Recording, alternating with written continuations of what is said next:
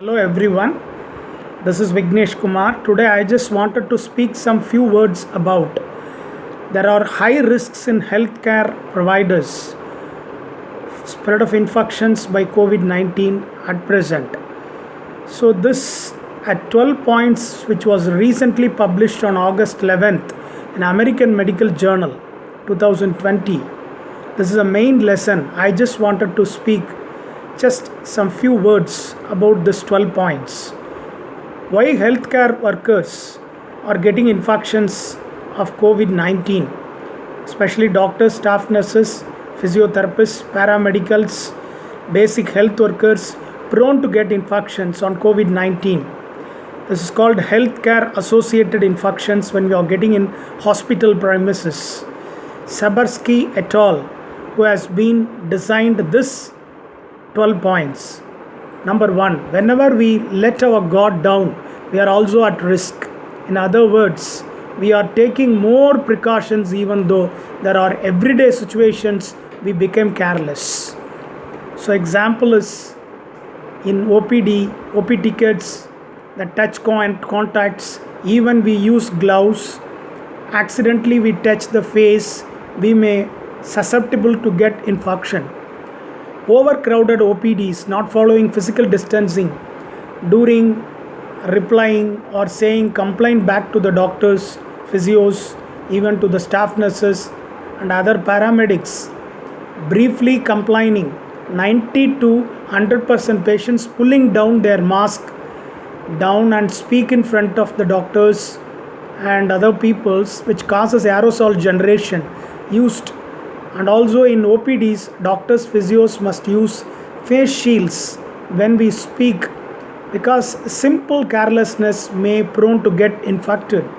Second point, not only patients but also our colleagues must be considered as a virus carrier. The best example is the doctors, physios, nurses and all cadres used to maintain the perfect physical distancing when we treat patients, speak with the patients, but not with the colleagues. They feel free to chat as usual, so gross negligence, mask-free chatting, sitting closer, sitting on same chair, even in the rotational duties of night, we are using the same bed as they are using, some chance of getting asymptomatic carriers. So speak loudly, chat loudly, or sing or laugh.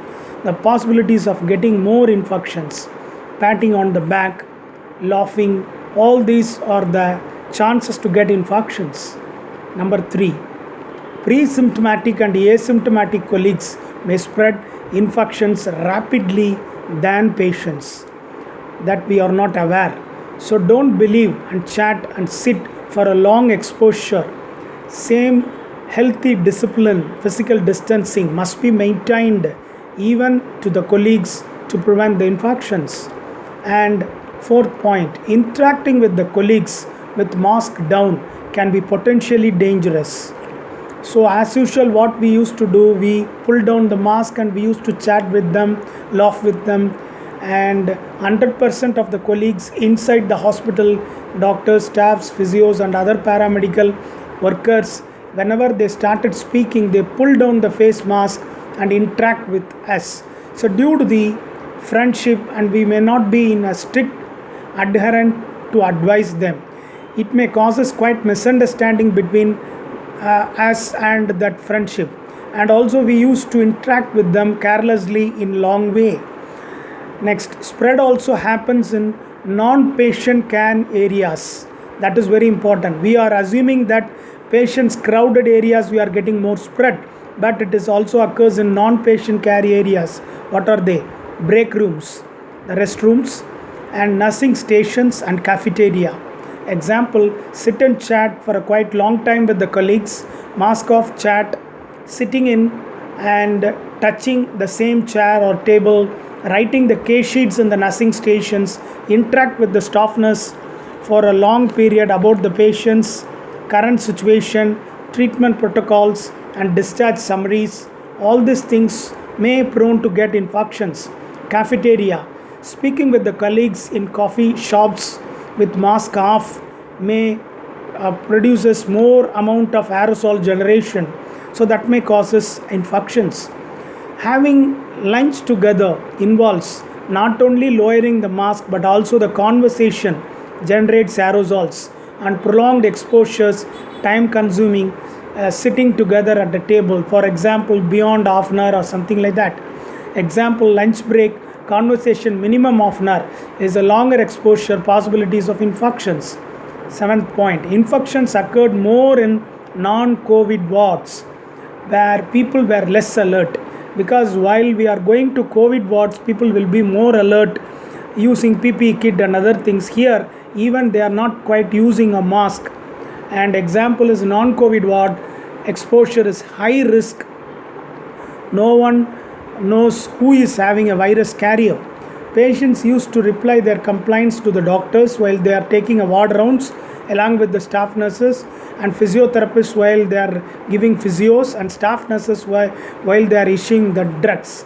So 90% without masks and pull down masks, they used to speak with the healthcare workers. So possibilities of getting more infections. Physiotherapists must be more and more precautious while giving a treatment by contact, limb and chest physiotherapy. Longer exposures, possibilities of aerosol generation. There were no more infections in intensive care unit or COVID wards. People are more alert because we are using PPE kit there. While entering the intensive care unit, staff nurses even wear PPE kit, and patients are in full masks or with neb cap or CPAP masks. All those things are very careful when we are visiting inside the SARI wards, intensive cares and COVID wards. So possibilities of infections is very less, and also we can complete our work within the short exposure. Patients with atypical symptoms and delayed diagnosis contributed to healthcare worker infections. Patients with clinically, for example, I can tell you with quadriparesis or hemiparesis or hemiplegia or post head injuries are waiting for the examinations and to confirm any viral or neural inflammations, to confirm any autoimmune disorders, may need lab investigation results, MRI scans, radiological imaging. So kept in pending to confirm the diagnosis, possibilities of COVID positive after the investigation results comes. So until then, how many healthcare providers getting exposed to that particular patient? Doctors, staff nurses, physiotherapists, workers, attenders, so many people are getting exposed to that patient to get COVID-19 positive. So delayed in diagnosis. And another 10th point, when more testing becomes available, more and more nasal swab NPCR test is done, there are lesser chance of getting infection because people are getting early identification. So once they are admitted inside the wards or acute care in the casualties with symptoms in emergency, without any delay, COVID test must be screened as early as possible to rule out and decrease the chance of transmissions more shifted to the COVID ICUs. So next 11th point, healthcare workers can get infected outside the workplace, not inside the hospital premises. Outside the workplace, 14% from the family or from the community rather than inside the hospital premises. So getting infections outside the hospital premises is more prevalent. In 50% of the cases, no source was identified at all. So we can identify ourselves with symptoms to take test, or due to the contact or exposure we are going and self-examining ourselves but not identifying the source. So that is a main reason this COVID-19, which is rapidly increasing the transmission, going out of hands. So as a healthcare provider, we get infected and source was not identified at all. It may be with the colleagues or it may be with the other sites, it may be due to travel histories. So it is becoming very, very remote to control the infections. So please keep remembering these 12 points as a main lessons. This is the right time that more number of COVID positives are rapidly increasing in healthcare providers at the moment. So this is a right time to be more precautious, and at least for 20 days or 1 month, because more number of doctors, staff nurses, paramedics, workers are getting infected and got admitted. It is a very, very dangerous virus, so we should be more careful. Stay safe. Thank you.